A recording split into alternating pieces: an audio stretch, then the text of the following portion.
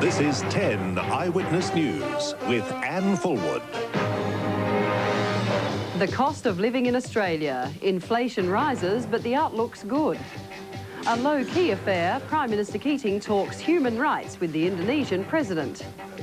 And 6 years on, the sweet taste of victory for a man blinded in a high school prank. Good evening. The cost of living in Australia has crept up by just 0.5% in the last quarter. The news could prompt a further drop in interest rates after the government revised its inflation forecast. Treasurer John Dawkins says it's now more likely inflation for the full financial year will be closer to 3% than the budget forecast of 3.5%. Treasurer Dawkins just so happened to have the cameras in his office soon after the September quarter inflation numbers were released. Which is, continuing levels of low inflation in Australia. They showed a 0.5% rise at the lower end of expectations for an annual rate of 2.2%. A leap of almost 20% in tobacco and cigarette excises for the year was a big contributor. A 6.5% jump in state and local government charges, another factor. But a 4.9% fall in mortgage interest and consumer credit charges provided significant offsets. The opposition, though, homed in on the upward trend. So next quarter, we'll be looking at the inflation rate increasing still further, and that will have implications for interest rates. But long-term interest rates, in fact, fell to record lows after the release of the data, a pointer to the expectation of continuing low inflation and interest rates. In the Parliament, Mr Dawkins announced a revision down of the budget's 93-94 inflation forecast from 3.5%. It's now anticipated that the forecast can be revised downwards to 3%. Around the nation's capitals, Hobart now has the highest annual inflation at 3.2%. Sydney was at the lower end, with Darwin recording the lowest rate in the cost of living on 1.6%. The opposition says the release of the latest unemployment figures tomorrow will be a stark reminder of the cost of the recession and its contribution to low inflation. But for today, Mr Dawkins kept the good news rolling by signing the regulations giving effect to the income tax cuts due in 3 weeks' time. Paul Bongiorno, 10 Eyewitness News. Health Minister Richardson has stepped up his campaign to legalise prostitution. It came as the federal government announced it's to spend $300 million fighting AIDS because of the risk of it spreading. 2,600 Australian lives have been claimed by the human immunodeficiency virus, HIV. The names are remembered on giant quilts, their struggles honoured with reverence. The victims of AIDS are our fellow men and women, our fellow Australians, whatever their sexual preferences. Dr Blewett was responsible for Australia's initial strategy against the AIDS virus, reducing new HIV infections from 3,000 to 600 a year. It's still 600 too many, predominantly from the gay community. The prominent role played by that community in developing the $320 million strategy has been vigorously defended. So yes, the gay lobby have a role. I'm proud of the fact that they have, and as long as there's breath in this body, they'll continue to have such a role. Much of the funding will go through Medicare, with research getting a $40 million boost and education programs to get $13 million. But there's to be no repeat of the Grim Reaper approach. Fear-based strategies just don't work. But it's embarrassment Richardson plans to use on the states as part of his effort to liberalise prostitution laws. You can't hold on to the past when the past kills people. With HIV infection rates booming in Asia, the government is warning of infected prostitutes coming to Australia to ply their trade. Senator Richardson says that risk can be minimised by allowing Australian sex workers to legally offer their services here. Damien Smith, 10 Eyewitness News.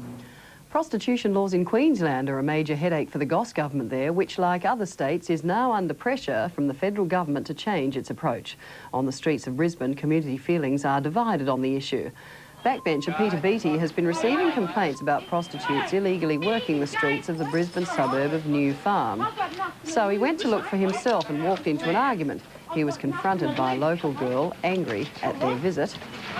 Then the altercation became a bit physical. She began grappling with the man while carrying a broken soft drink bottle. Mr Beattie then took on the role of peacemaker, trying to disarm her, and she was later arrested. Defence Personnel Minister John Faulkner has denied the Navy handles investigations of indecent assault on male sailors differently to allegations involving female crew members. The issue was raised in federal parliament today by West Australian MP Susan Knowles following disclosures that a junior officer is under investigation for an assault aboard the HMAS Derwent. And if there is a prima facie case established, well then that will go to court-martial. South Australian Premier Lynn Arnold has ended months of speculation, announcing voters will go to the polls in a state election on December the 11th. But Mr Arnold admits Labor will struggle to overcome anger still brewing over the state bank disaster. South Australian Premier Lynn Arnold isn't hiding the fact that a Labor Party win at the polls on December 11 will be tough. Poll results show that the odds are against us. It will be a tough election. It'll be the toughest election Labor has ever had to fight. But I'm confident that we can make the grade and get there on election day. Public anger is still rife in South Australia following the state's bank losses of over $3 billion. Through television advertisements, Lynn Arnold admits the Labor Party made mistakes, but attempts to scare voters, linking the opposition with the worst elements of Victoria's Liberal Party government.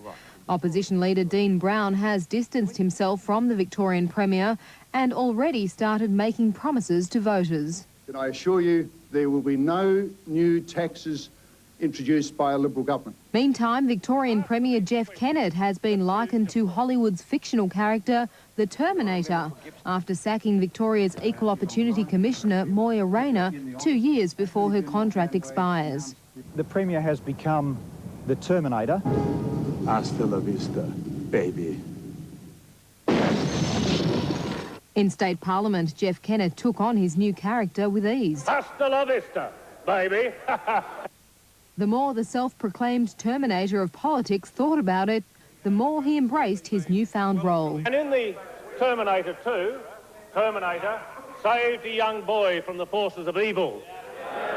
There is a parallel. This government has been called upon by the people of Victoria to save them from the forces of evil. Karen O'Sullivan, 10 Eyewitness News. A 21-year-old Sydney man blinded in one eye after a high school prank has been awarded more than $150,000 in compensation. To get it, Jason Reynolds had to take on the state of New South Wales and wait more than 6 years. We proposed a toast to Jason. We took him on, mate, and we beat him. Okay, buddy? 3 cheers. Hip hip.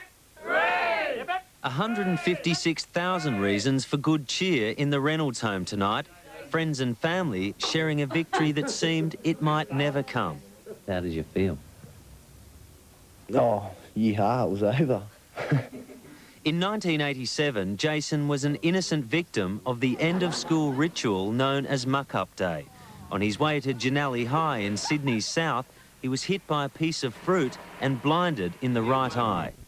I mean, if he went to school and had an accident, a car accident or something like that, I'd say, well, OK.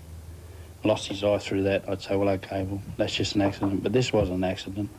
Bob Reynolds was prepared to sell his modest home to see justice done. Couldn't back down. No way. I had to go to the hill, all the way. And today, the sweet taste of victory.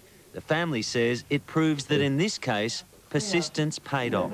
Sean Murphy, 10 Eyewitness News.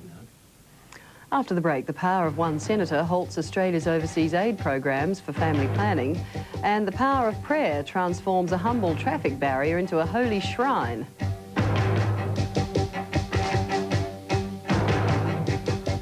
Police have enough evidence to charge businessman John Elliott over a $66 million foreign exchange deal. Mr Elliott and 4 other Elders IXL executives want a court order to stop the National Crime Authority from investigating or charging them over the transactions. NCA officer Douglas Seymour told today's hearing the injunction is preventing police from laying charges. The case is expected to continue until Friday. The federal government has shelved its overseas aid programs for family planning after bowing to pressure from one independent senator. Aid organisations are outraged and they claim the government's foreign policy commitments are now being run by the minority parties in the Senate. The federal government decided to spend $130 million over the next 4 years on birth control programs to developing countries in the Asia-Pacific region. The policy was only announced in the budget, but now it's been suspended. One has to ask what's changed in the last few weeks, and it seems the only thing that's changed to me is the need to get a few extra votes in the Senate to get the budget through. The Peak Council for Non-Government Organisations is outraged by the government's actions and claims it will cost the lives of 100,000 women who will die during childbirth. The aid organisations believe the government was under pressure to shelve the programs to win the vote of one independent senator, Brian Harradine, and get the budget passed, a claim the senator rejects. I voted against the government last week. So they didn't use this to shore up your vote? No. While the independent senator voted against some issues, Brian Harradine sided with the government on other aspects of the budget. His vote could also be vital in passing future budgets for the government.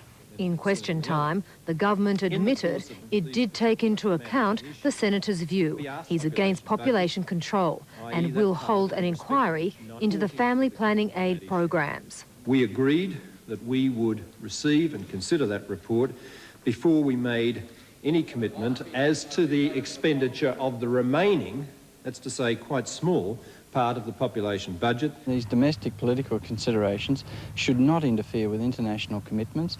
The inquiry will report to the government early next year. Stephanie Kennedy, 10 Eyewitness News. There's been a fruitful meeting between Prime Minister Paul Keating and Indonesian President Suharto. The talks with the leader of Australia's biggest neighbour centred on trade, the constant theme of Mr Keating's week-long overseas tour. In Jakarta's imposing presidential palace, the two leaders met in a rare one-on-one meeting. Mr Keating's trade initiative, APEC, was the key issue, and the President indicated he would attend the summit in the US that'll push the concept into high gear, perhaps along the lines of a European economic community in Asia. Because there's no roadmap for APEC. It's all new ground. And therefore it relies upon the instinct of the players about how it goes and where it goes. That's why this Seattle meeting will be important. It's not just a routine meeting. Indonesia is the opinion leader in Asia. Its support vital in convincing others that they have nothing to fear from APEC.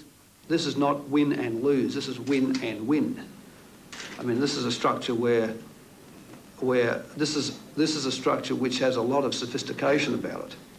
But today, Mr Keating, who's making front-page news here, went one step further, telling the Indonesians that if they want trade concessions in APEC, the Americans will want improvements in human rights in return. Here in the frantically busy commercial centre of Jakarta, it's easy to see why trade is so important. This is an economy growing twice as fast as Australia's, and it urgently needs the sort of imports we can provide to keep that boom going. Paul Smith, 10 Eyewitness News. Another sectarian massacre has been averted in Northern Ireland because a Protestant extremist's submachine gun jammed. He had burst into a bar bent on revenge for an IRA bombing which left 10 dead in Belfast's Shankill Road. Today the funerals were held for 4 of the victims. There seems nothing the gunmen won't do. 60 shots were fired in the most enclosed of compounds. Bullet cartridges lay all around, so too did the bodies. Some 15 workmen had been starting their shift at the council depot when 2 gunmen started shooting with automatic weapons. 2 men died, 5 others were injured, 1 is still in a critical condition. Panic and bloodshed in West Belfast this afternoon. A man was shot and injured outside the house of the IRA bomber who planted Saturday's device. Local people say a soldier opened fire on a crowd with bullets hitting several houses. The city is as violent and tense as it's been for years. All this as the funerals took place of 4 of Saturday's victims, 3 from one family. The tiny white coffin of 7-year-old Michelle Baird was flanked by the coffins of her mother Evelyn and her father Michael Morrison. Thousands joined the cortege, a community still stunned by what has happened. In the Shankill Road, the procession stopped at the bomb site. Relatives laid a wreath in the shell of a building, the bomber's work and its tragic consequences. As the cortege finally found its way to St Andrew's Church, 9-year-old Darren Baird was with the pallbearers, clearly bewildered at the loss of virtually his whole family. New evidence suggests that up to 100 Muslim villages, including women and children, may have been massacred by Croatian forces in central Bosnia. The outlying village of Šupnido has been destroyed, houses torched and dozens of people are missing. In this house, 3 women died where they were looking for shelter above an open trapdoor to a cellar. Survivors told UN peacekeepers villages were killed and then burned. The Bosnian Croat commander said that Muslims were planning an attack on his forces from the town. When we come back, the unlikeliest object of worship, and Bob Hawke tries his luck as a South Pacific bookie.